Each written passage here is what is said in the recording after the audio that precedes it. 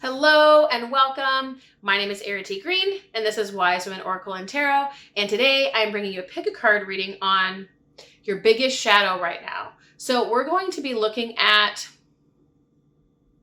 the thing that you're not seeing, the thing that you're not noticing, the thing that is right underneath your nose, but subconscious, right? So this is the shadow. This is the thing that you're not seeing, right? Because when we're facing forward, the shadow is behind us, yet it's so obvious to anyone else around us. So I look forward to sharing this reading with you. As always, I will place a picture up of your 3 card piles to choose from today, and we are choosing from left to right.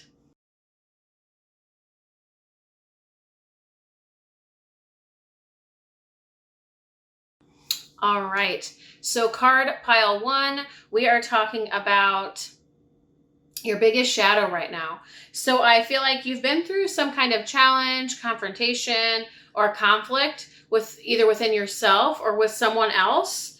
And you're being asked to recede, withdraw, retreat. Instead of focusing so much on the challenge, the hardship, the problem, could also again be that conflict or confrontation with somebody else. Instead of that confrontational energy or problem solving energy or make it right energy or fix it energy or make it happen energy or whatever. I feel like you're doing that because you want peace. But the irony is, and I feel like this is interesting because it feels like this is a long-term or lifelong, or at least, long-term pattern for you. This is how you approach like problems. This is how you approach conflict or confrontation or whatever. You hold on to it and you hold on to it and you hold on to it until you can make it right, until you can fix it, until you can solve it. Like it's very difficult for you to let something go.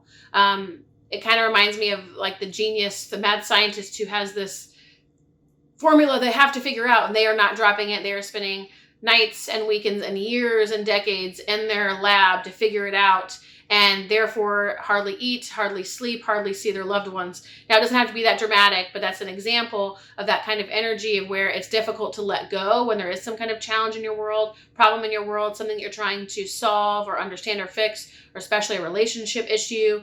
You tend to be one who's ready to go. Let's do the darn thing. Let's fix this. Let's resolve this. Let's address this. Let's clear it. And that's because you want peace. You yearn for peace, but the irony is peace isn't necessarily something you can force or make happen, especially when you're battling with, we'll put that in quotes, with life itself, when you don't really get a say, or with another person when they definitely have a say. There's another will here. The peace is found by choosing peace and sometimes retreating, withdrawing your energy, tuning into yourself, and focusing on other things for a time. Now, again, that might seem sort of counterintuitive because it's like, well, how is the problem going to be solved? How are we going to resolve this conflict? How are we going to make it work, make it happen? What are we going to do? If we're not actively strangling it to death, how are we going to solve this problem? And then, of course, like I said, the irony is the peace isn't necessarily found through forcing peace, making peace, forcing the other person to address it to make peace, or forcing yourself, meaning you're calling and you're emailing and you're doing this and you're having the conversation, you're fighting it and pulling out all the stops. It's like you feel like that is what is required to achieve peace or resolution, but ultimately it's actually just choosing it. Choosing peace, choosing resolution without all of the BS. It doesn't mean that those things aren't sometimes required. Not at all. But what is the shadow here? What is the thing that you've been missing? What is the thing you haven't been seeing? What is the thing that is being highlighted or illuminated today? It's that desire to confront at all odds, to force, fight, secure control, address, resolve, something to make peace within yourself when you could simply just choose peace yourself, right? You can choose resolution right here, right now. You can choose to be at peace. You can choose resolution with or without that external thing achieving peace or resolution just yet. And the energy that's coming through and the message that's coming through is very much around, the irony is when you can learn to choose peace, everything else is going to sort of come out in the wash. It's like if you can just choose and embody peace, you choose it all on your own, even if the thing isn't worked out, even if the thing isn't achieved, even if the thing isn't fixed, even if the relationship isn't addressed, and all those things, whatever it is you're forcing, fighting, whether it's now or long-term, because I think this is more of a long-term thing because it's shadow, you can choose peace and resolution to embody that all on your own. And the other stuff is going to come out in the wash because everything's always in flux in life. Everything's always changing. Everything's always moving. So anything that needs to quote unquote be fixed will be fixed. Like the trees come off the tree, the leaves come off the trees every year. That can't be undone. That can't not be done. It happens all on its own, organically, naturally, more or less effortlessly, right? Coming out in the wash, kind of that same idea of you choose peace, you embody peace, and just as soon as that problem came in, it will leave. Just as soon as that confrontation came in, it will leave. Now, as I'm saying this, though, I'm picking up on the energy, so it's either someone's thinking it or it's relevant from spirit around. This doesn't mean that you just throw your hands up and say, all right, life, you figure it out. Or if you're in a relationship and it takes two to tango, right? And you're just like, listen, I'm done solving problems. It's on you. This means that internal war, internal conflict, internal intensity, volatility, that intensity that you have in your belly, the fire in your belly, the resistance, the let's go, let's do this, let's beat it at all odds, whatever energy that you have inside of you, that's what you're making peace with. That's what you're resolving, so that when you do go to confront, when you do go to communicate, when you do go to resolve or solve, you're coming from the energy of peace. You're coming from the energy of resolution as opposed to resistance. Fight, solve, fix, eliminate, right? One's kind of energy, and warrior energy is good. We sometimes need that energy. In this case, this has been a long time shadow for you. So you're transitioning out of this and into something else where you're learning to achieve peace. You're learning to curate peace. You're learning to hold and embody peace and resolution as you are, as things are, and then letting things flow in and flow out as the tide does, as the tide will. As seasons come, as seasons go. As people come, as people go. As fights come and go. Conflict come and goes. Problems come and go. You're learning life does this. And right now, I feel like you're a little bit on that roller coaster. It doesn't mean that you're always feeling that or that you feel out of control or dramatic. But it's like, problem, I'll fix it. I'll keep solving this problem. I'll fix it. Where this is more like life can do this all at once. And you're choosing this. Does that make sense? You're choosing you. You're choosing peace. You're choosing resolution within yourself. This is the healing that wants to come through for you right now. Your own resolution of sorts, where no longer having to go fight or go fix or go solve or problem solve or whatever with whatever arises in your life. And instead trying it out, experimenting with, embodying and achieving peace as you are, as it is, embodying the energy of resolution. And then, again, letting things come out in the wash. See what other people say first, see what life brings you first, what opportunities arise first. Before that quick jumping, jump the gun, you're ready to go, you're strike while the iron's hot, you're already hot and ready to go, ready to pounce, like that kind of energy, like always on the hunt kind of energy. This is laid back, relaxed, more easygoing kind of energy. This is knowing that everything's already solved, everything's already been resolved, everything's already been addressed and at peace, and you're just waiting for that to be found within the course of life itself, not even by your own hands. It's like letting sort of Jesus take the wheel, right? Jesus could be something that you, someone or something that you believe in as a truth, and it could also be an archetype for you or a symbol for you. I don't mind whatever your belief system is, but you're letting life, God, Great Spirit, Jesus take the wheel here. Meaning, how does life happen for you when Jesus takes the wheel? How does life happen for you when life resolves things? How does life happen for you when you just let the tide come in and out and stay here embodying peace and resolution? Again, this doesn't mean that you're just sitting here in equanimity. You are sitting in equanimity, but that's the point of it. But you're not like sitting here in meditation, just like waiting for life to fix this. It means that you aren't gung-ho, ready to pounce, jumping and clenching your teeth into something, giving a stranglehold on it, and waiting for it to be fixed. No, that's what we're not doing. We're backing up, backing the train up. And if you do have to communicate, if you do have to show up, if you do have to say something, fill out the paperwork, make the call, answer the email, whatever is required. First of all, is it required? Because you don't want it to come from that whole same old energy of, right? Ready to go, ready to pounce, ready to fix.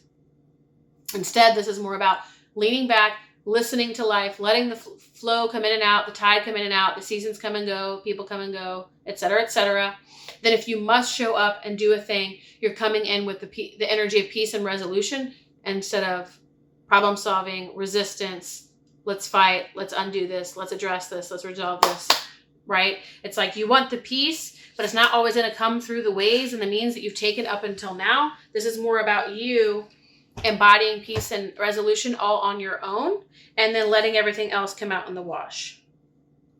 Yeah, like up until now, maybe getting stuck in your head and overthinking or analysis paralysis or judgments or expectations or resistances, whatever that neurosis is, we'll say, that sort of keeps you sort of hot and bothered in this ready to pounce, ready to fight, ready to fix energy.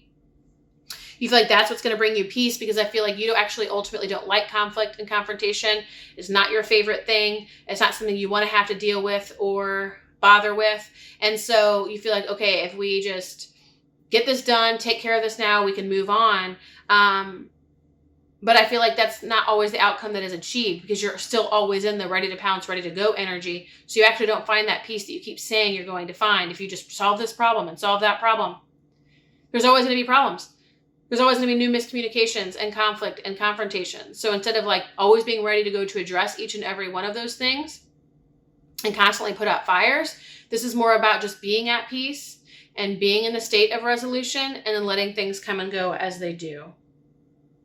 Yeah, this is facing your fear of conflict, facing your fear of internal intensity, facing your fear of also facing yourself and your own discomfort, your own uncomfortable emotions. Because ultimately, the worst and most we're ever facing are our own emotions and sensations. And we could say thoughts, but really, we don't mind so much the thoughts as we do the emotions and the sensations that it brings up. And so the most you're ever actually facing is yourself, even if you feel like you're facing something external to you. And so this ultimately comes down to you and your own discomfort and wanting to relieve that. And the guidance here for you in terms of the biggest shadow for you right now is realizing this is all about you embodying peace and resolution, more so than going out there in the world to solve the problem, to fix the crisis, to put out the fire, because that's keeping you in a state of distress and overwhelm and overstimulation and at times deprivation, even numbness and depression, because you just get so wired that eventually you just collapse or crash. So it's ultimately not good for your well-being. But the other piece is your value is actually peace. And that's what you've been seeking all along. But it's actually not going to come from fixing the thing out here. It's going to come from creating more peace in here with your own emotional discomfort, with your own self, with your own sadness, grief, upset, loss, disappointment, anger, whatever. And then coming to a place of peace and resolution within yourself. When you can, letting things just come out in the wash. But then when you can't and you do need to show up, you're coming from that space within yourself. So card pile 1, that is your reading. I look forward to hearing your thoughts, your feedback, your comments. Do like, subscribe, press the bell icon, follow me on the other social media platforms, and we'll talk soon. Take care.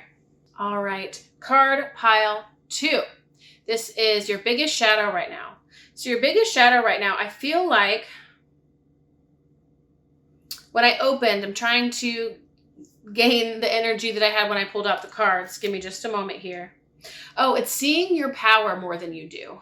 And what I mean by this is like really seeing your own value and worth and your own power and your own security. It's almost like I feel this energy of you're not giving yourself enough credit, or you're not seeing yourself as valuable and worthy as you are. We're going to get it. We're going to hit the nail on the head, I promise, by the end of the reading, because I'm skirting around it right now because I'm trying to find the words. But it's like this energy of, I feel like sometimes, like here's an example. Let's just say you're interested in someone. Now you might be in a relationship, so I'm just giving you an example. You have to apply it to your circumstances, because I want to give you an example so you can pick up on the energy that's here. You're interested in someone, you have a crush on someone, and they're not really that interested. Okay, let's just say that they're not that interested. So you might take this as a big hit, a direct loss, an unfathomable impossibility, disaster, worst case scenario. But in truth, you're the empress. Like, you are all set. You don't need that. All right. Like, you all good all on your own. So it's kind of that energy where it's like your biggest shadow is not seeing your true worth and value. There's a better word here. We will get it. We will hit the nail on the head. But just returning to yourself and your truth and who you really are, as opposed to, like, it's realizing anything that, like, doesn't fit the mold or doesn't come into your reality or doesn't see your value or appreciate you or whatever is not for you. It's not that, oh, I like this person and they don't like me, so there's something wrong with me or something bad about me or whatever. This is rejection. It's more of the energy of, we'll call it redirection, right? We hear it's not rejection, it's redirection, but kind of that vibe, honestly, where it's like, yes, it's about trusting what comes in and out of your life, but more it's about not falling for the insecurity and staying with your own security, right? Your own truth, who you are, your own value, who you actually are. I might sit here and see if I can gather the words because I really want to convey this, but it might continue to come through for the reading. I just feel like someone who might sulk or see loss when there really isn't a whole lot of loss. Someone who experiences sadness when they really haven't lost so much. You see what I'm saying? It's like, it's almost like that energy of a young child who wants to be really good friends with someone. That person doesn't want to be friends with them. And like, you might operate sort of in that energy generally with life when things don't go your way, or someone doesn't like you, or someone doesn't respond, or someone doesn't respond in a way that you would think or hope. Something like that. Like, you get into the energy of that young child, or the inner child of being rejected, as opposed to the grown ass woman empress you are, right? And that's if you are a woman or identify as a woman, of course. But the empress does come in the feminine archetype in the tarot. But obviously you can be any gender, non-binary, however, whatever. There are no labels here. It's like, you don't necessarily, it's like you can own who you are, own it, you know? Let's keep going because I want to give better words to this and I'm not, but I think you get what I'm saying though. It's like you experience sadness when there kind of should be none. Not that you can't feel that, right? There's nothing wrong with that, but operating as that young inner rejected child as opposed to the whole grown bad A person you are and have grown into. You see what I'm saying? Where you might be identifying with a part of yourself that isn't ultimately you.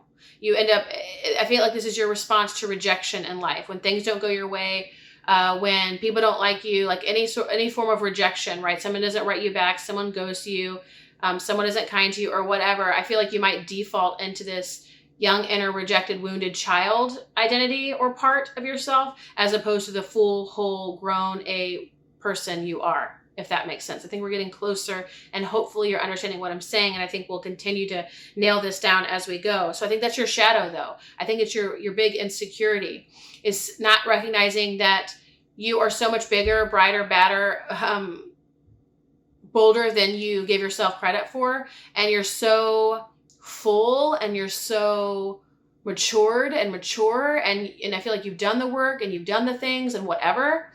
And I think in times of, again, rejection, you default into insecurity, into woundedness, into inner wounded child, where maybe old experiences of rejection and whatnot, and you tend to identify more with that.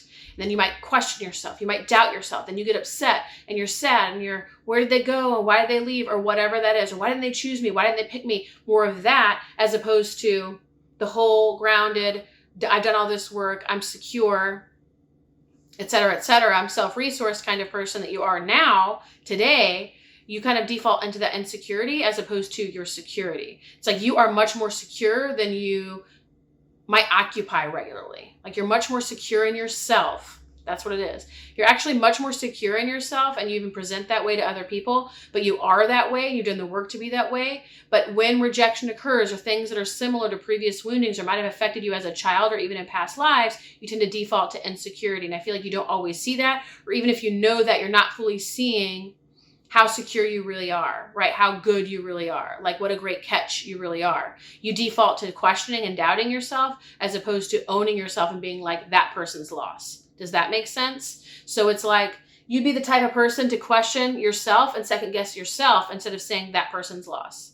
So we'll give some examples here. You don't get the house, you don't get the job, you don't pass the test, you don't get the interview, the person doesn't write back, the crush doesn't like you back, the person doesn't write you back, they ghost you, your spouse doesn't do enough for you, buy enough for you, whatever. All of those things. Any example, pick one. And then you don't get the award, you don't get the recognition. You tend to opt into the narrative of, oh, something must be wrong with me. I'm not doing it right. I'm not doing enough. What more can I do? How can I be better? Or something like, something's wrong with me. What is wrong with me? I'm not enough. More of the wounded, insecure, again, rejected inner child energy as opposed to their loss. Because if you were truly in that secure space, because you do have that inside of you as well, that secure, grown, matured, whole person you are that you've worked for. If you were truly occupying that space, your energy would be like their loss, housing application, their loss, job application, their loss, they ghosted me, their loss, whatever, fill in the blank. Let's see what else is here. I think we're getting somewhere here. So there's a few things here. I'm going to try to sum them up relatively specifically / quickly or efficiently. And that's that I feel like anything that can't see your worth and value isn't at your level of consciousness. Number one, they're not in your safe wavelength or they're not in alignment. And so again, their loss. But also, I feel like there's a part of you that thinks that, again, if it doesn't go your way, then something must be wrong with you, something of that nature. And it's like the experiences of life are so much more mysterious and nonlinear and unexplainable than the way we tend to make it out when we try to put it in our little box and say, oh, well, if they ghosted me, I must not be likable or something must be wrong with me. It's like instead of defaulting to like that energy, throw it out to the mystery and say, it can be any number of things you say to yourself. But this is an example where it's like,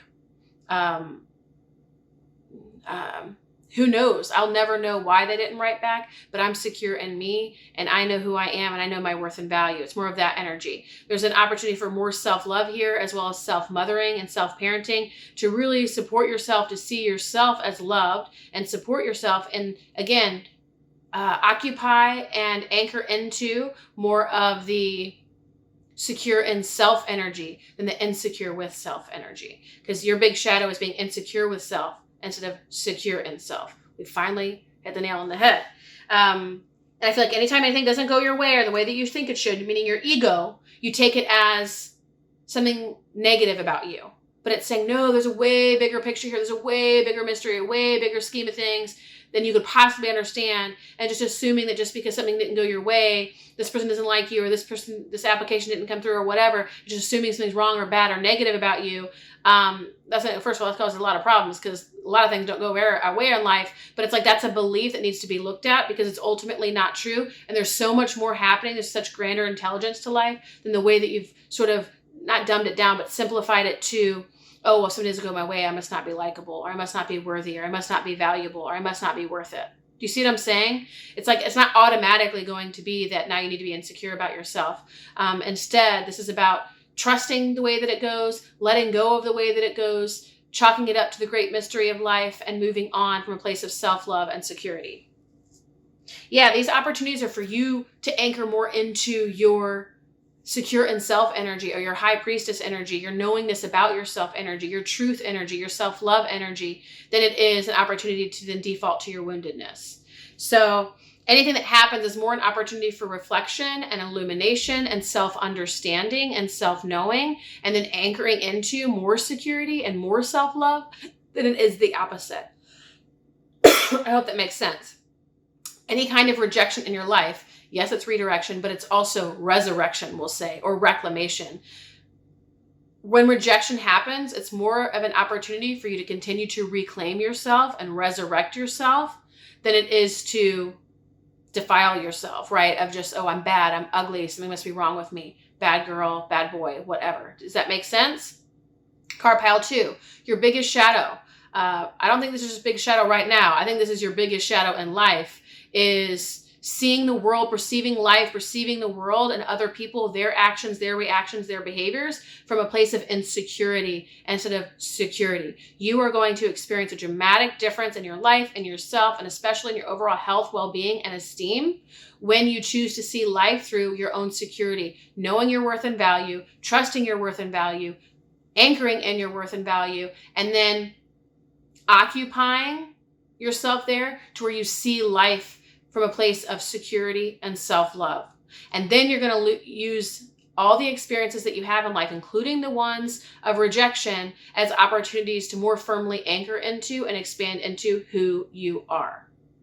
So card pile 2, that is your reading. I do look forward to hearing your comments on this one. Like, subscribe, press the bell icon. That way you receive notifications from here forward. And last but not least, do check me out on the other social media platforms, and I will see you soon. Thank you, card pile 2.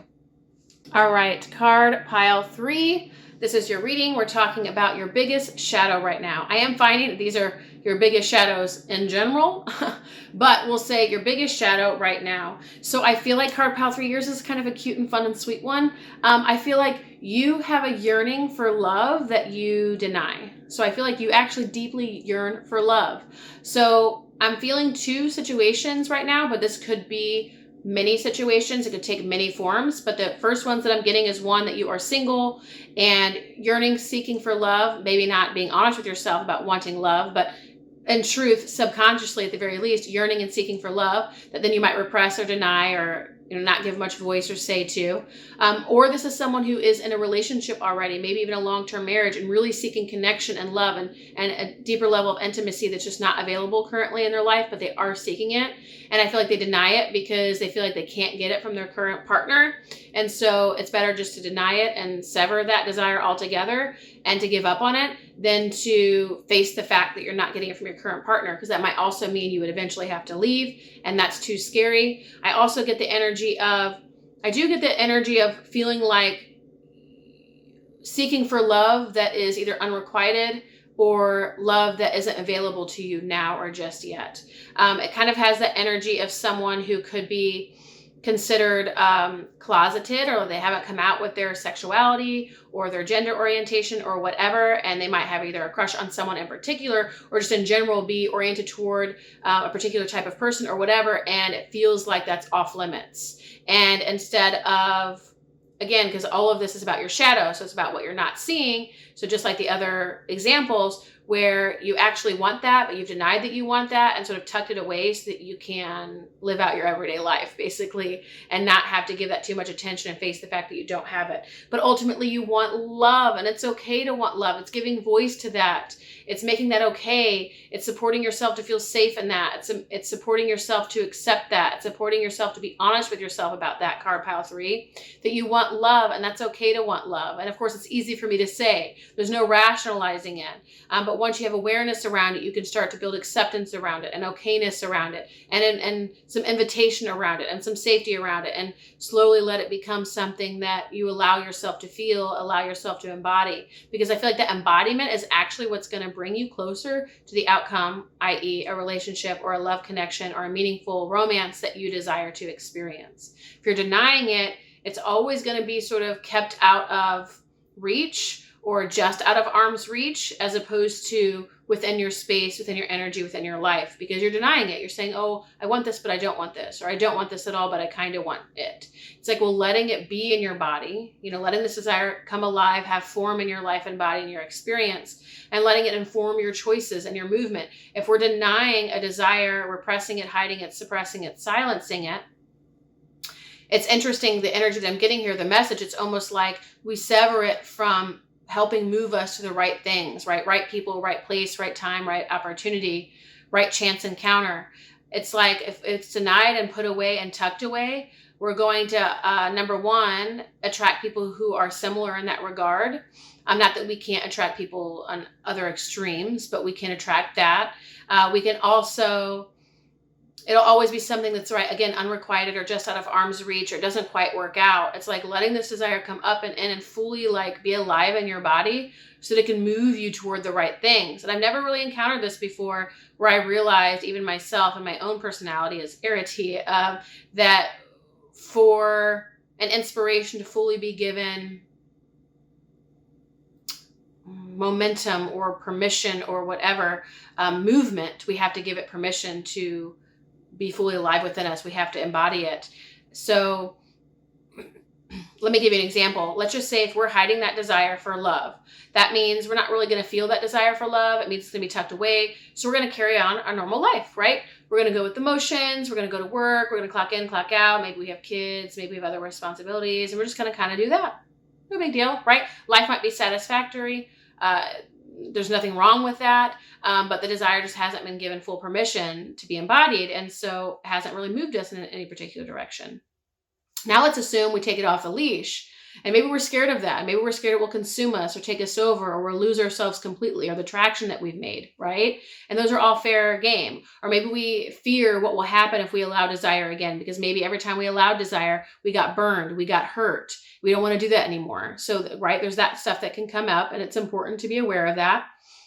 But let's say we take it off its leash and we let it fully take over our body. It's like, well, now all that other stuff I was doing is fine, but now it's drawing me to go meet someone, or go on to a dating app, or go to the coffee shop, or go elsewhere, or say yes to that invitation to a get together. Do you see what I'm saying? It's like that desire then moves us in particular directions that we otherwise would not go, because we've said yes to it, because we've stopped denying it. So there is something here about facing the shadow, acknowledging the shadow, and letting it be a part of our world or part of our bodies. You know, even going within our body and asking where desire is in your body.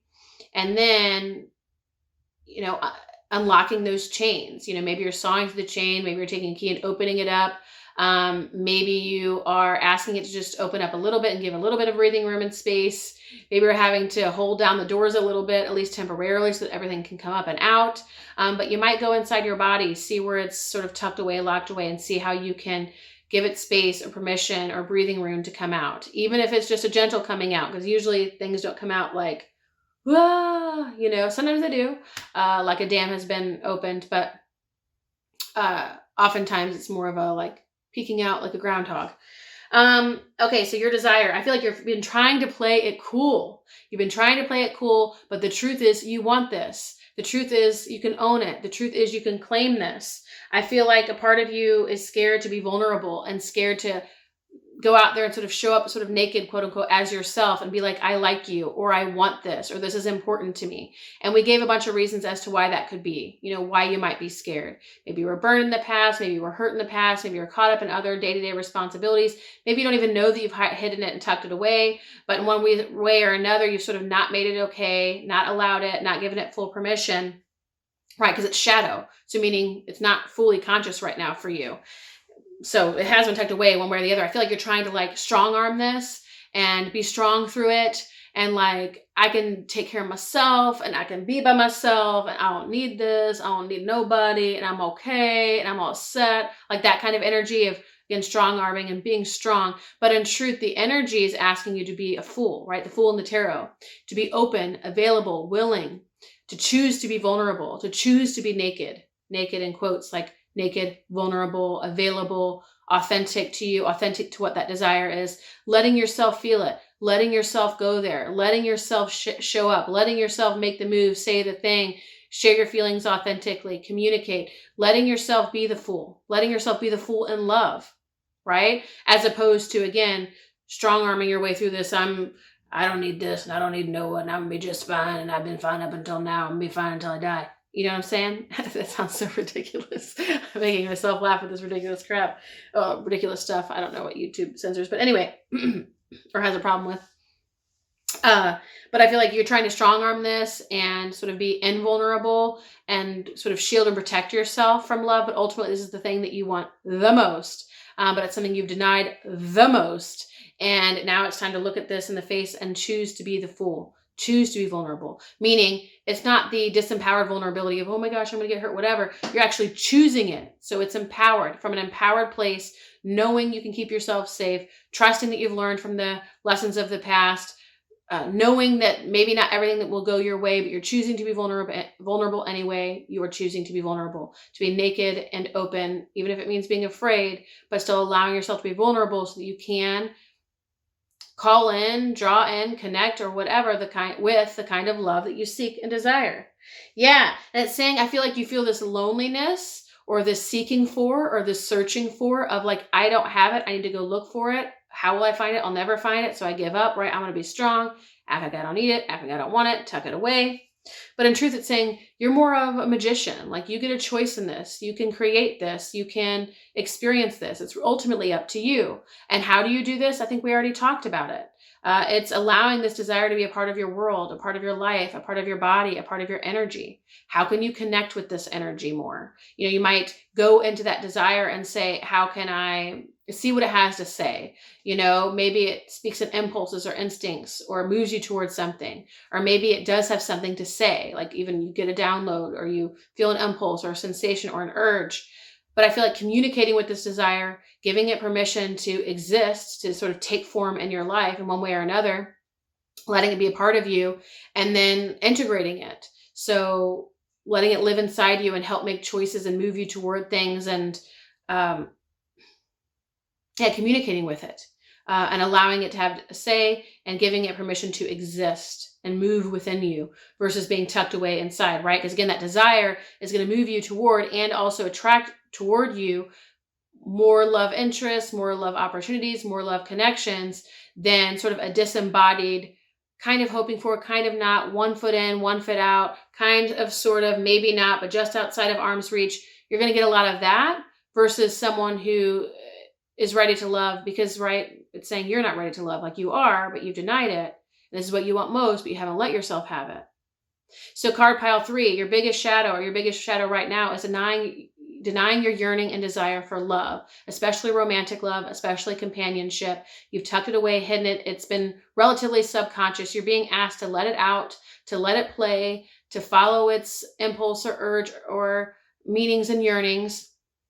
You're being asked to let it be a part of your life and your world. And if you are scared and if you find that kind of stuff comes up, again, you can do this in segments and integrate it slowly. You know, communicate with it. Let it be a slow burn. It doesn't have to be a total consumption all at once, but it gets to be whatever you want it to be. And ultimately, this isn't something necessarily you have to go out seeking and searching sadly for. That's the only reason you would experience that is if you've tucked it away and denied it somewhere, some way, somehow.